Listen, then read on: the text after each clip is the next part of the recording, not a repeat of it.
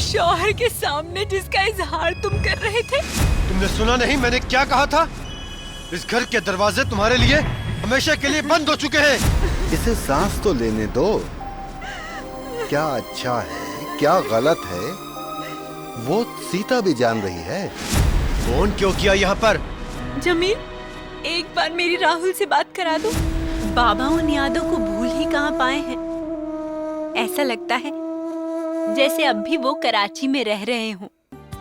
आदाब। आपको कराची कैसा लगा? अभी देखा कहाँ है। आप कौन सी डॉक्टर हैं? दवाओं वाली या?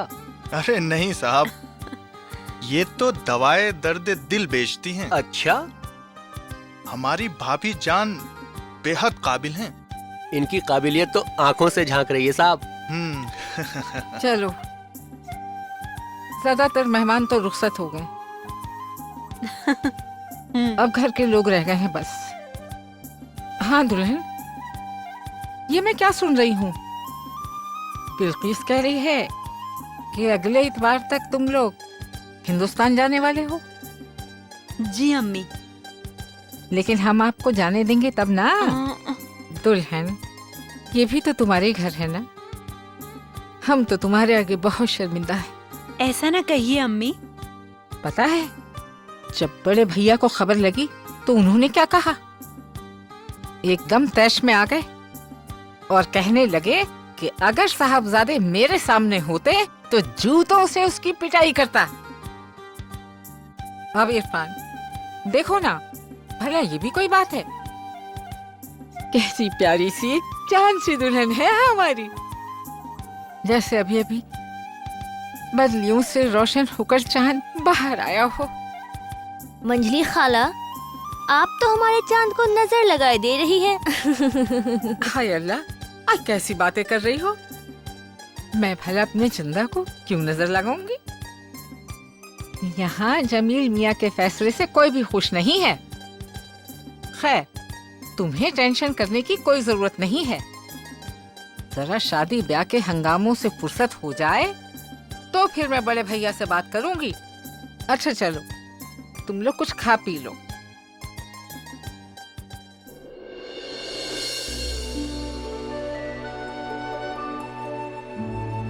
एक बात तो मैं तुम्हें बताना भूल ही गई दुल्हन। क्या अम्मी? अब तो तुम इरफान से वाकिफ हो गई होगी। जी।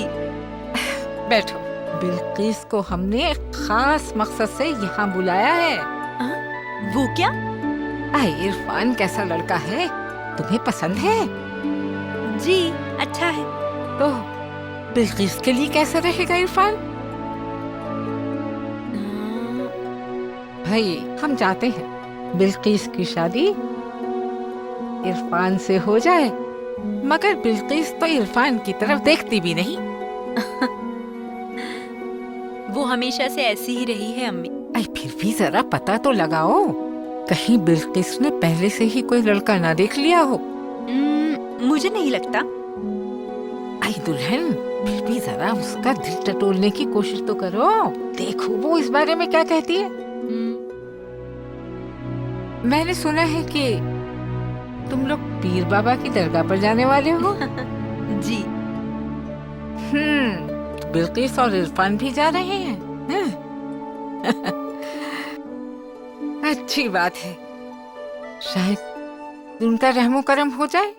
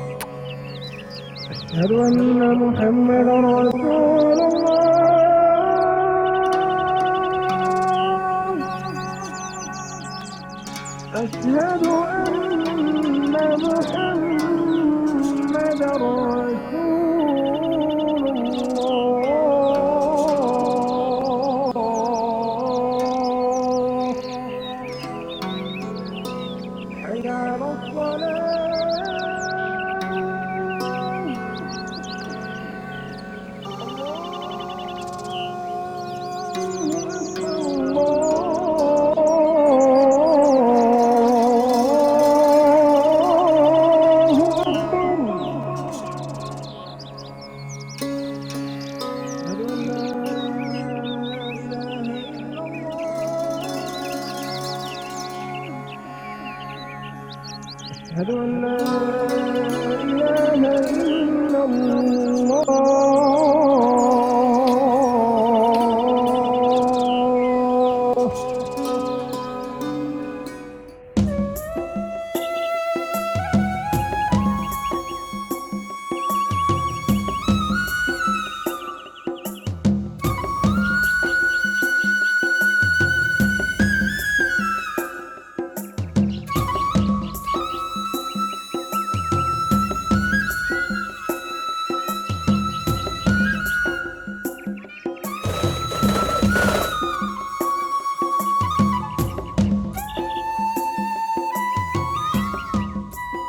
आने के बाद मैं काफी बोर हो रहा था। यहाँ सबके पास गॉसिप्स हैं। हर कोई एक दूसरे की बुराई करता हुआ नजर आता है। कोई पॉलिटिकल अंडरस्टैंडिंग नहीं, किताबें नहीं, अच्छी फिल्में नहीं। जाने भी दो इरफान, मुझे ये पता नहीं था कि तुम इस कदर सेंटिमेंटल हो। तुमको पता है सीता, सारा सिंध कब्रों का मुल्क है। आपको मालूम है ये कितना पुराना मुल्क है? माँ बताया करती थी। पुराणों में लिखा है कि राजकुमार सभी की औलादे बलूचिस्तान में फैली और रामचंद्र जी के भाई भरत सिंध के राजगद्दी पर बैठे। महाभारत के बाद काली युग शुरू हुआ, तभी तो पुराणों में सिंध का जिक्र नहीं मिलता। अच्छा। यूनानी इस मुल्क को एंटीसेथिया भी कहते थे। नफ्सियात की किताबों में लिखा है कि अगर दो लोगों की बातें बोझल करने लगे तो उनसे बचपन का जिक्र छेड़ दीजिए। अच्छा, आपको मेरी बातें बोझल कर रही हैं? नहीं तो अगर बोझल करती तो आपकी पसंद का ख्याल करते हुए दरगाह और मंदिरों में मारा मारा क्यों फिरता? शुक्रिया मेरी खातिर यहाँ तक आने के लिए। वो आप नहीं भी कहती तब भी मैं आपसे अपनी ख्वाहिश का इजहार करता। कैसी ख्वाहिश? उफ, भैया आपको सैर कराने की ख्वाहिश का। आप जानते भी हैं बिल्कीस मेरी बहुत ही गहरी सहेली है। आप जो कहना चाहती हैं मुझे मालूम है।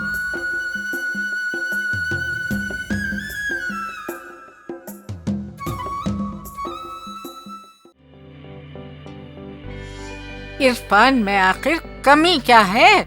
माशाअल्लाह लाखों में एक है। दुल्हन, तुम बिल्किस को समझाती क्यों नहीं? शादी की उम्र हो गई है और फिर इरफान जैसा लड़का चिराग लेकर ढूंढने पर भी नहीं मिलेगा। हाँ, मैं समझा चुकी अम्मी। मुझे ये शादी नहीं करनी है खाला। मैंने इरफान को कभी इस नजर से नहीं देखा है। और दूसरी बात, अभी मेरा करियर है, मुझे अपने मुस्तकबिल को देखना है। उम्मीद है आप मेरी बात को समझने की कोशिश करेंगी। तो इसे हम तुम्हारा इनकार ही समझें। बस, मुझे अभी शादी नहीं करनी है खाला। इरफान से शादी ना करने का मेरा ये आखिरी फैसला है।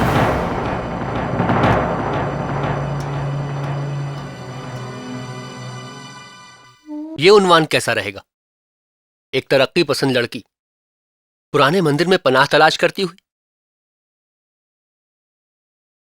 मुझे पुरानी इमारतों से इश्क है।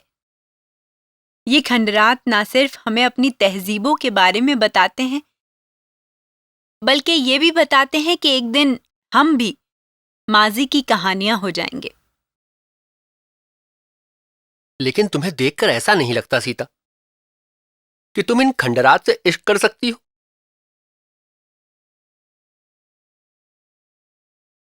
सीता, हाँ? जिंदगी में कभी भी मेरी जरूरत हो या मेरी मदद की जरूरत हो तो मुझे जरूर याद करना। वैसे तुम बहुत कुछ तो मेरे बारे में जान ही चुके हो, लेकिन जो नहीं जाने वो पूछ सकते हो। जानना क्या इतना जरूरी होता है? कभी कभी कुछ भी जानने की जरूरत नहीं होती। मोहब्बत से यकीन जैसे उड़ गया था इरफान। जिंदगी हर मोड़ पर तन्हा किए दे रही थी। अमेरिका से लौटने वाली सीता एक टूटी और बिखरी हुई सीता थी, जिसकी जिंदगी में सिर्फ धुंध ही धुंध थी, रास्ता नहीं था। और इसी धुंध के बीच मुझे अपने लिए रास्ता भी निकालना था। मैंने कभी अपने आप को इतना कमजोर, बेबस और लाचार नहीं पाया। शायद इसीलिए अमेरिका से लौटने के बाद मैं खुद से लड़ती रहती थी कि मैं इतनी कमजोर कैसे हो गई। फिर दिल्ली आई तो रास्ते में कांटे ही कांटे बिखरे थे। रास्ता कैसे तलाश करती? माँ बाबा कुछ कहते नहीं थे, मगर मैं उनकी आंखों में दुख के मचलते समुद्र को पढ़ सकती थी। और फिर अचानक कराची चलने की बात आई। कौसर की शादी का दावतनामा मिला।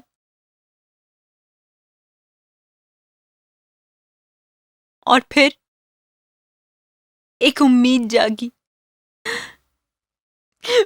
मुझे राहुल दिला दो इरफान। तुम नहीं जानते कि राहुल के बगैर मैं बहुत बेबस हूं। मुझे राहुल चाहिए, हर कीमत पर चाहिए। एक तरफ बिल्कीस है और एक तरफ तुम। मैं तुम दोनों के बीच नहीं आना चाहती इरफान, लेकिन मुझे राहुल चाहिए। मुझे मेरा राहुल चाहिए। तुम नहीं जानते, रात को जब मैं राहुल की आवाज सुनती हूँ तो मैं तड़प जाती हूँ, मैं तड़प जाती हूँ।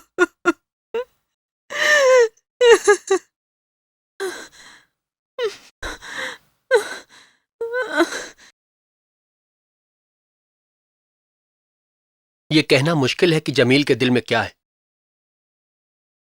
वैसे तो वो मेरे कजिन हैं, लेकिन मैं उन्हें करीब से नहीं जानता।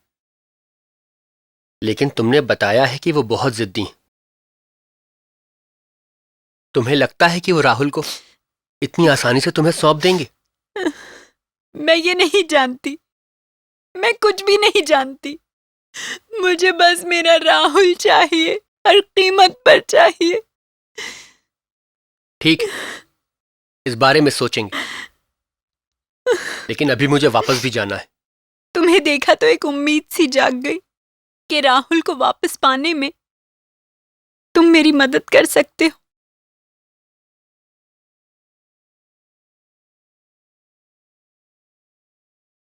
वक्त का पता भी नहीं चला। तुम लोग आए भी और अब जा भी रहे हो। वक्त का पर कैसे गुजर गया, इस बात का एहसास भी नहीं हुआ।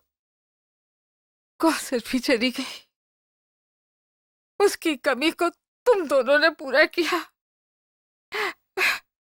लेकिन अब तुम लोग भी जा रहे हो। हम फिर आ जाएंगे अम्मी। और सच तो ये है कि आप लोगों ने जो अपनापन हमें दिया है, उसके बारे में मैं सोच भी नहीं सकती थी। अपनापन कैसा बेटी? वो तो तेरा हिस्सा है। ना मालूम खुदा को हमारी ऐसी कौन सी बात बुरी लग गई। जो कुछ भी जमील मियां ने किया ना, उसके लिए हम बहुत शर्मिंदा है। आपको शर्मिंदा होने की कोई जरूरत नहीं है अम्मी। ये सब तो तकदीर का खेल है। लेकिन ये बहुत हद तक हम पर भी है। हम तकदीर के खेल को बदल सकते हैं। तकदीर को कोई नहीं बदल सकता इरफान। अब देखो ना, कैसी प्यारी सी चांद सी दुल्हन छोड़कर फिरंगी दुल्हन ले आया है। सारा घर जमील मियाँ से नाराज है, मगर वो किसी की सुनता ही कहाँ है। आप उन्हें कसूरवार ना ठहराएं अम्मी। आपने कहा ना कि ये सब तकदीर का खेल है। इस खेल में आगे क्या होने वाला है ये कोई नहीं जानता। सीता, सामान की पैकिंग करनी है, 7 बजे की फ्लाइट है। अब पता नहीं मैं तुमसे कब मिलूंगी भी या नहीं। सांसों का क्या पता, सांसें तो हर जाई होती हैं। दुल्हन, तुम्हें देखने की तमन्ना थी। अच्छा किया जो हमारी दावत तुमने कबूल की और यहाँ चली आई। मैं तुम लोगों के लिए रास्ते के लिए कुछ खाने का सामान पैक कर देती हूँ। पता नहीं सफर में कैसा खाना मिले ना मिले। हाँ, घर का खाना होगा तो तसल्ली तो रहेगी। मैं चली। चलिए मंजरी खाला, मैं भी आपकी मदद करती हूँ। हाँ चल, तू भी आओ। मैं भी चलता हूँ, सामान लाने में मदद करता हूँ।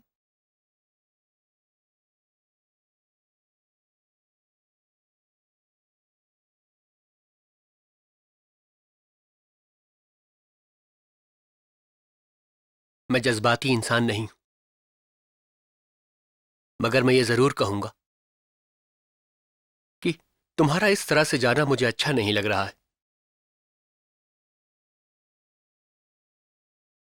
मैं शायद जज्बाती हो गया हूं। हम अभी मिलेंगे। राहुल की वापसी में मुझे तुम्हारी मदद की जरूरत है इरफान।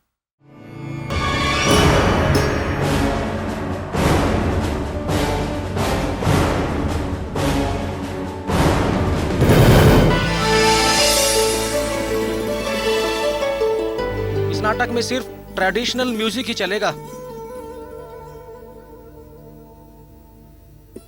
आप थोड़ा इधर हो जाओ और आप थोड़ा इधर। जो गुजर गया उसे भूलना ही पड़ता है सीता। ना भूलो तो जिंदगी के दरवाजे तंग हो जाते हैं। मैं समझ सकती हूँ, लेकिन बिल्कीस, मैं सब कुछ भुला सकती हूँ, मगर राहुल, क्या राहुल को भूलना मुमकिन होगा? नहीं, मैं तुम्हें राहुल को भूलने के लिए नहीं कह रही हूँ, पर सवाल ये है कि इसका हल क्या है। जमील भाई ने अब तक तुम्हें डिवोर्स नहीं दिया है और राहुल भी उनके पास है। उन्होंने दूसरी शादी भी कर ली है। उनके दिल में क्या है ये तो वही बता सकते हैं। रिहर्सल कैसी चल रही है बिल्किस? अरे प्रभाष दादा, आप नमस्कार। आदाब, बैठिए। अरे भाई, तुम लोगों की रिहर्सल देखने चला आया। ये आपने बहुत अच्छा किया दादा। तुम इन्हें नहीं जानती? ये प्रभाष चौधरी हैं। ओह माय गॉड, इतने बड़े पेंटर। मैं तो बचपन से आपकी पेंटिंग्स देखती आई हूँ और आपकी बहुत बड़ी फैन हूँ। यहाँ सब ऐसा ही कहते हैं कि मैं तुम्हारी फैन हूँ। अगर ऐसा है तो तुम मुझे पहले क्यों नहीं मिले? आप एक जगह रहते कहाँ हैं दादा? आप कभी इस मुल्क तो कभी उस मुल्क। सीता मीर चंदानी मेरी प्यारी सहेली है। सीता मीर चंदानी। देखिए, आपका नाम भी मुझे आपकी सहेली से मालूम हुआ। कितनी अजीब बात है ना कि आपका नाम मैं इतने वक्त से जानती थी, लेकिन आज आपका तारुफ भी मेरी सहेली ने करवाया। What a sense of humor। वो हमारे डायलॉग सुन लीजिए। चलो मैं आती हूँ। दादा मैं अभी आई। हाँ बिल्कुल। तुमसे मिलकर मुझे बहुत अच्छा लगा। हुस्न मेरी कमजोरी है सीता मीर चंदानी, और तुम बेमिसाल हुस्न की देवी हो।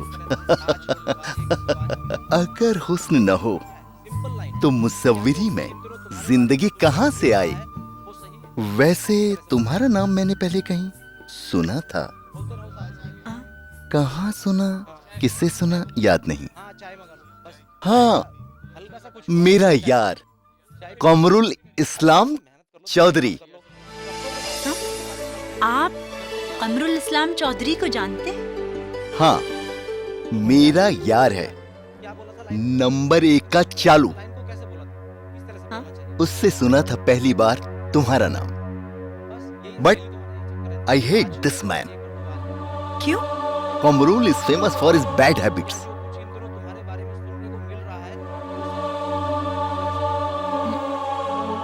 कभी हम अच्छे दोस्त हुआ करते थे। Let us meet at my home on dinner sometime.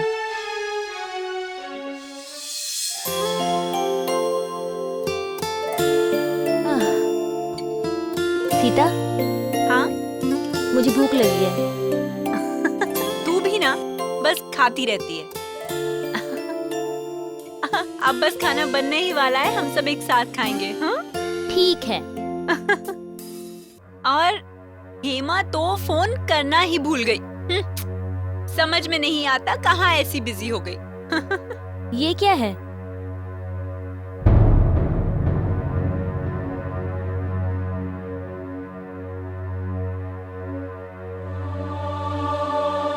ये इरफान का खत आया है।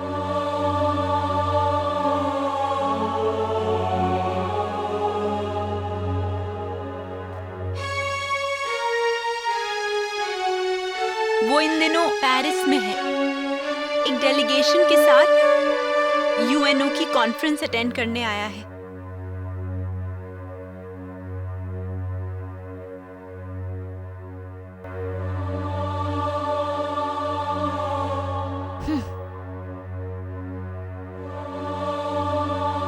तो तुम पेरिस जा रही हो? हाँ। किसकी जिंदगी बर्बाद करोगी तुम? हाँ? पहले जमील की और अब इरफान की। I am sorry dear, Irfan की जिंदगी से ना खेलो तो ही बेहतर है।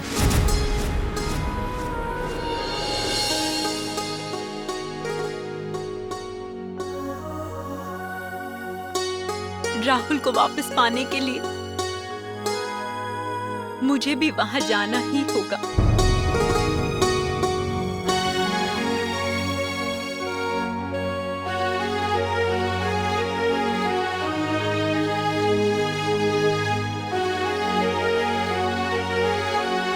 मैं वहां जरूर जाऊंगी।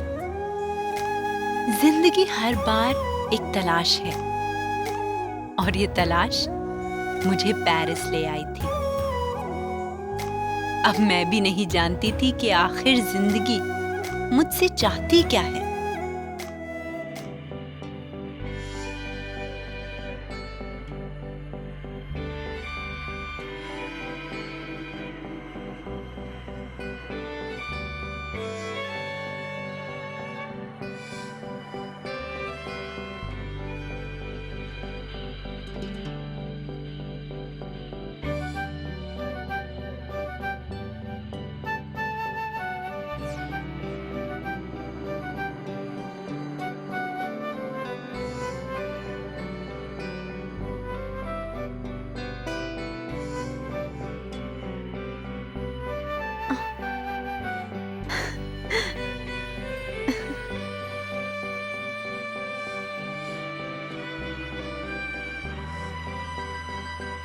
अरे इरफान, आ गए?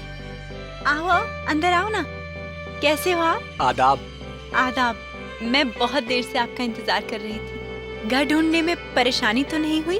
घर ढूंढने में वक्त तो लगता ही है मोहतरमा। वाह। और फिर आपने बताया भी नहीं था कि आप कहाँ ठहरी हुई। वो तो जब आपके मामा को फोन किया तब उनसे पता चला कि आप उनके इस घर में ठहरी हुई। हाँ, वो तो अच्छा है कि मामा ट्रैवल करते रहते हैं, इसीलिए उनका पेरिस में भी एक घर है, वरना मैं अकेली। एनीवे, जमील का कुछ पता चला कि कहाँ ठहरे हैं? जमील दूसरे होटल में ठहरे हुए। मैंने उनसे मुलाकात करने की बहुत कोशिश की, लेकिन कामयाबी नहीं मिली। लेकिन इरफान, मेरा जमील से मिलना बहुत जरूरी है। मेरी भी यही कोशिश। घबराओ मत। मैंने मिस्टर माइकल से बात की। वो केन्या से यहाँ कॉन्फ्रेंस अटेंड करने आए और वो जमील को भी बहुत अच्छी तरह से जानते हैं। मैं पहले ही उन्हें इस मसले के बारे में इत्तला कर चुका हूं और उन्होंने वादा किया है कि वो जमील से जरूर बात करेंगे। और हाँ, मैंने उन्हें यहाँ बुलाया भी है। थोड़ी देर में वो यहाँ आते होंगे। उम्मीद है कोई ना कोई रास्ता निकल जाएगा।